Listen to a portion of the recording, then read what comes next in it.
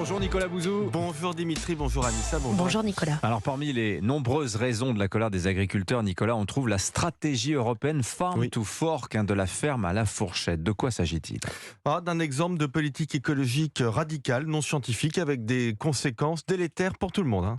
Le plan Farm to Fork, c'est la partie agricole donc du Green Deal, c'est le pacte vert, le grand plan écologique de l'Union européenne qui est en train d'être décliné progressivement dans les 27 États membres. Farm to Fork, c'est la politique qui, à l'horizon 2030, prévoit de réduire de 50% le recours aux pesticides, de 20% l'usage d'engrais chimiques, de 50% les ventes d'antibiotiques pour les animaux d'élevage et de consacrer 25% des surfaces agricoles au bio. Alors, tout ça, c'est très bien sur le papier, mais enfin sur le papier seulement, parce que dans la vraie vie, ça nécessite de diminuer notre production agricole et donc d'importer davantage de produits étrangers qui ne sont pas soumis à ces règles. Alors hier matin, dans les colonnes du Figaro, le député européen François-Xavier Bellamy évoquait une politique de décroissance. Est-ce qu'il a raison ? Il a parfaitement raison et les premiers à nous avoir avertis, ce sont les Américains. Alors évidemment pas par grandeur d'âme, simplement. Les Américains se sont inquiétés de la hausse des cours mondiaux que la stratégie européenne pourrait provoquer. Le département du commerce américain prévoyait une baisse de la production agricole européenne de 11% et une augmentation des prix de 17%. Du coup, la Commission européenne a fait sa propre étude.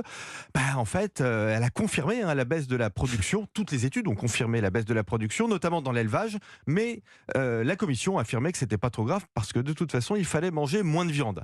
Alors je rappelle qu'on demande aux agriculteurs européens de produire moins, mais qu'on limite aussi leur capacité à innover, par exemple en rendant quasi impossible les cultures OGM. Puis cette politique qui fait baisser les rendements, elle augmente les coûts, et du coup, elle appauvrit les agriculteurs eux-mêmes. Mais c'est quand même fou, et on persiste dans cette voie aujourd'hui, Nicolas ? Ouais. C'est une politique qui a été conçue sans évaluation et les évaluations a posteriori n'ont absolument rien changé. En fait, c'est la première politique de décroissance écologique qui est assumée. Alors, les agriculteurs et certains observateurs alertent depuis des années, mais enfin, ils sont traînés dans la boue, accusés de conflits d'intérêts, accusés de vouloir polluer.